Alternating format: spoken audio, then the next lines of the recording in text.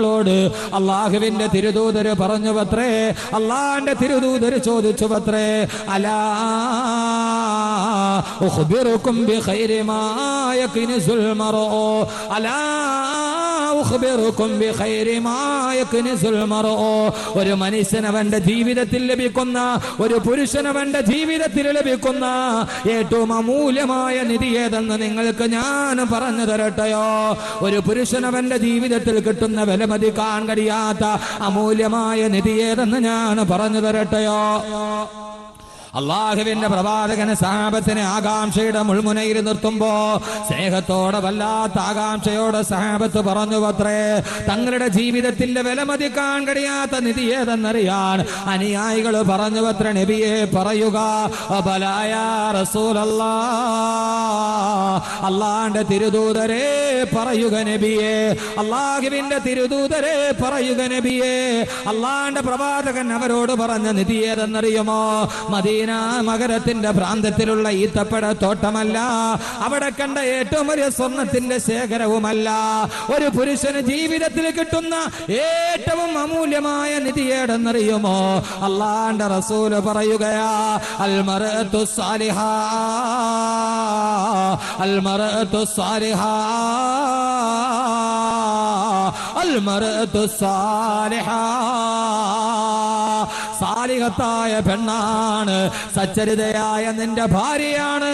ഒരു പുരുഷനവന്റെ ജീവിതത്തിൽ കിട്ടുന്ന അമൂല്യമായ നിധി അവന്റെ സച്ചരിതയായ ഭാര്യയാണ്, ഭാര്യയാണ്, ഭാര്യയാണെന്ന് ആദരവായ പ്രവാചകൻ നബി മുഹമ്മദ് മുസ്തഫ അള്ളാന്റെ റസൂല് പറഞ്ഞു. ഒരു പുരുഷന്റെ ജീവിതത്തിൽ കിട്ടുന്ന വിലമതിക്കാൻ കഴിയാത്ത ഏറ്റവും വലിയ നിധി ഏതാ? അൽ മർഅതു സാലിഹ, അവന്റെ ഭാര്യയാണ്. അള്ളാഹു നമ്മുടെ ഭാര്യമാരെ അങ്ങനെ ആക്കട്ടെ. അങ്ങനെ ആകാനുള്ള വഴലാണ് ഇന്നത്തെ വാത്. സഹോദരിമാർ നന്നായിട്ട് കേട്ടിരിക്കും, സഹോദരങ്ങൾ അതിനേക്കാൾ നന്നായിട്ട് കേട്ടിരിക്കും. അൽ മർഅതു സാലിഹ, സാലിഹത്തായ ഭാര്യ, സച്ചരിതയായ ഭാര്യ. എന്റെ പ്രിയപ്പെട്ട സഹോദരങ്ങൾ, ഒന്ന് ചിന്തിച്ചു നോക്കി. പുരുഷന്മാര്, നിങ്ങളുടെ ജീവിതത്തിൽ കിട്ടിയ വിലമതിക്കാൻ പറ്റാത്ത, വില നിശ്ചയിക്കാൻ പറ്റാത്ത നിധി, ആ നിധി നിങ്ങളുടെ ഭാര്യയാണ്. നിങ്ങൾക്ക് അങ്ങനെ തോന്നുന്നു? ഇവിടെ ഇരിക്കുന്ന ഭർത്താക്കന്മാരോടാണ് ചോദ്യം. നിങ്ങളുടെ ജീവിതത്തിലെ വിലമതിക്കാൻ കഴിയാത്ത, നിങ്ങളുടെ വീടിനേക്കാളേറെ, നിങ്ങളുടെ സമ്പത്തിനേക്കാളേറെ, നിങ്ങളുടെ ജീവിതത്തിൽ നിങ്ങൾക്ക് കിട്ടിയതിനേക്കാളേറെ ഏറ്റവും വിലമതിക്കാൻ പറ്റാത്ത നിധി, ആ നിധി ഏതാണ്? അവരാണ് ഇതാ വലതു ഭാഗത്ത് കസേരയിൽ ഇങ്ങനെ ഇരിക്കുന്നത്.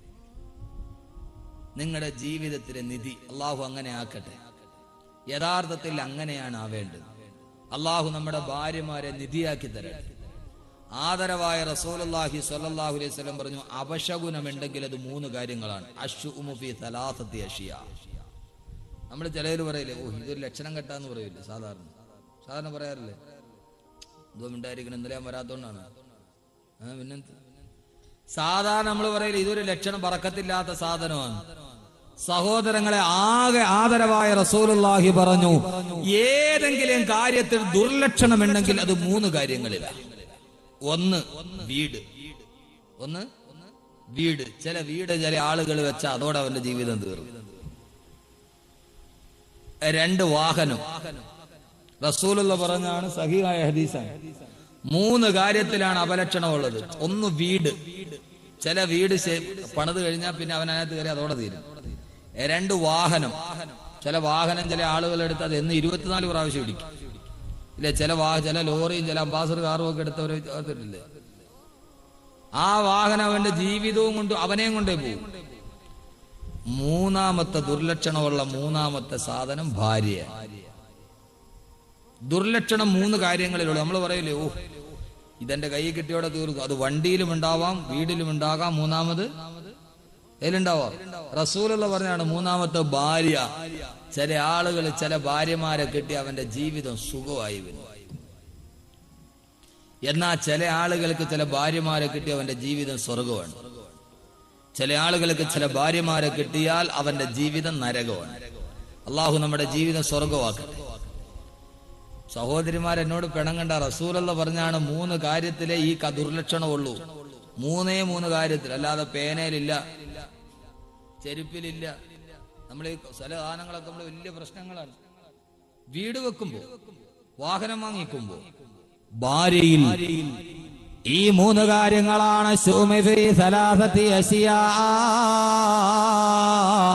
ഈ 3 കാര്യങ്ങളിലാണ് ദുർലക്ഷണമുള്ളതെന്ന് ആദരവായ പ്രവാചകൻ നബി മുഹമ്മദ് റസൂലുള്ളാഹ്. അപ്പൊ റസൂലുള്ളാഹ് പറഞ്ഞു, ഒരു മനുഷ്യൻ അവന്റെ ജീവിതത്തിൽ കിട്ടുന്ന ഏറ്റവും വിലമതിക്കാൻ കഴിയാത്ത നിധി അവന്റെ ഭാര്യയാണ്. അള്ളാഹു നമ്മുടെ ഭാര്യമാരെ അങ്ങനെ ആകട്ടെ. സാലിഹത്തായ പെണ്ണ്. സാലിഹത്തായ പെണ്ണെന്ന് പറഞ്ഞാരാ?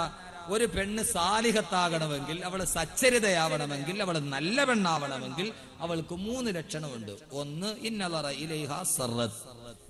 വിഷമിച്ച് ബുദ്ധിമുട്ടി വരുന്ന ഭർത്താവ് വീട്ടിൽ വന്ന് അവളുടെ മുഖം കണ്ടാൽ, ഭാര്യയുടെ മുഖം കണ്ടാൽ ഭർത്താവിന് സന്തോഷം ഉണ്ടാവും. അങ്ങനെയുള്ള ഭാര്യ. ഒന്ന്, അവളുടെ മുഖത്ത് നോക്കിയാൽ ഭർത്താവിന്റെ ദുഃഖം മാറി സന്തോഷം ഉണ്ടാവണം.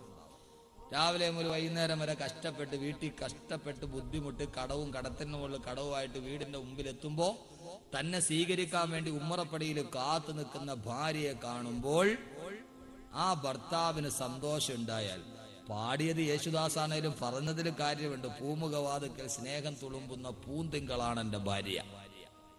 ആ ഒരു പൂന്തിങ്കളാണ് നിന്റെ ഭാര്യയെങ്കിൽ.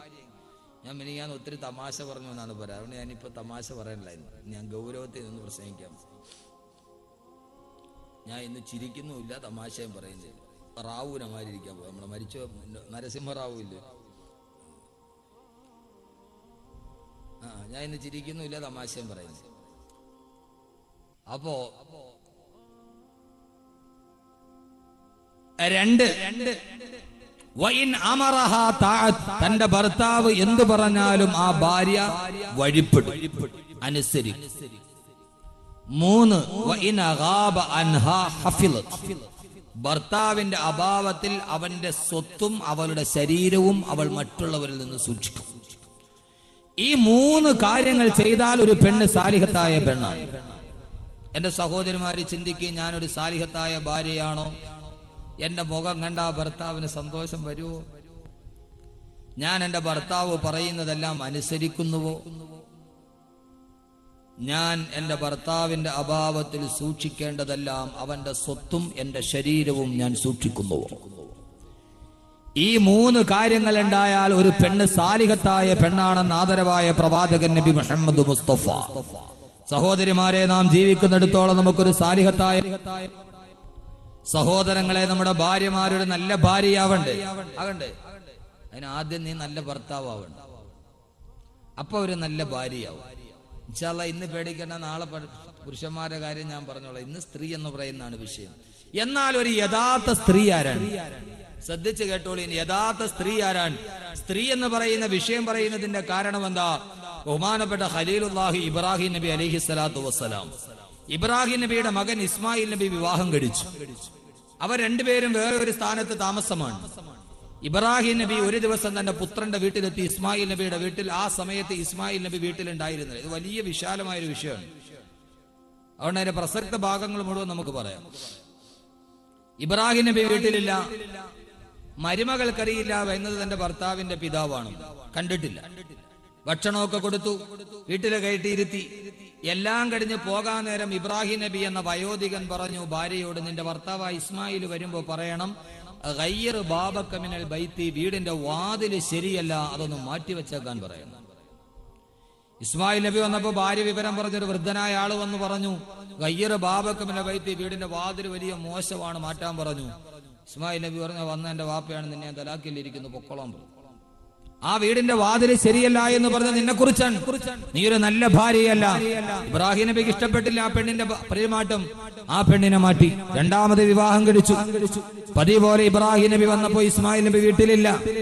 രണ്ടാമത് വിവാഹം കഴിച്ച ഭാര്യ മരുമകൾ ഇബ്രാഹിം നബിക്ക് ഭക്ഷണമൊക്കെ കൊടുത്തു. എല്ലാം കഴിഞ്ഞ് പോകാൻ നേരം ഇബ്രാഹിം നബി പറഞ്ഞു, നിന്റെ ഭർത്താവ് വരുമ്പോ പറയണം, സബ്ബിത്ത് ബാബക മിനൽ ബൈത്തി, വീടിന്റെ വാതില് നല്ല വാതിലാണ്, ഈ വാതില് തന്നെ നിലനിർത്താൻ പറയണം. തിരിച്ചു വന്നപ്പോൾ ഇസ്മായിൽ നബി വന്നപ്പോൾ ഭാര്യ വിവരം പറഞ്ഞു. ആ സമയത്ത് ഇസ്മായിൽ നബി പറഞ്ഞു, വന്നതെന്റെ പിതാവാണ്, നീയൊരു നല്ല ഭാര്യയാണെന്നാണ് അദ്ദേഹം അഭിപ്രായം രേഖപ്പെടുത്തിയത് എന്ന് ഇസ്മായിൽ നബി പറഞ്ഞു. ഞാൻ ഈ കഥ പറയാൻ കാരണം, എന്റെ സഹോദരങ്ങളെ, ഇബ്രാഹിം നബി ഒരു ഭാര്യയെ ഉപമിച്ചത് വീടിന്റെ വാതിലിനോടാണ്. ഒരു സമൂഹത്തിന്റെ വാതിലാണ് പെണ്ണ്. ഒരു വീടിന്റെ കവാടമാണ് പെണ്ണ്. വാതില് ശരിയല്ലെങ്കിൽ പിന്നെ വീടെത്ര നന്നതായിട്ടും കാര്യമുണ്ടോ? വാതില് ശരിയല്ല എങ്കിൽ എത്ര വലിയ വീടാണെങ്കിലും വീട് കൊണ്ട് കാര്യമുണ്ടോ? ഒന്നാമത് വാതിലിന് കുഴപ്പം വന്നാൽ ചെറിയ വാതിലാണെങ്കിൽ വീടിന്റെ അകത്ത് കയറാൻ പറ്റില്ല. രണ്ടാമത് വീട് എത്ര വലുതാണെങ്കിൽ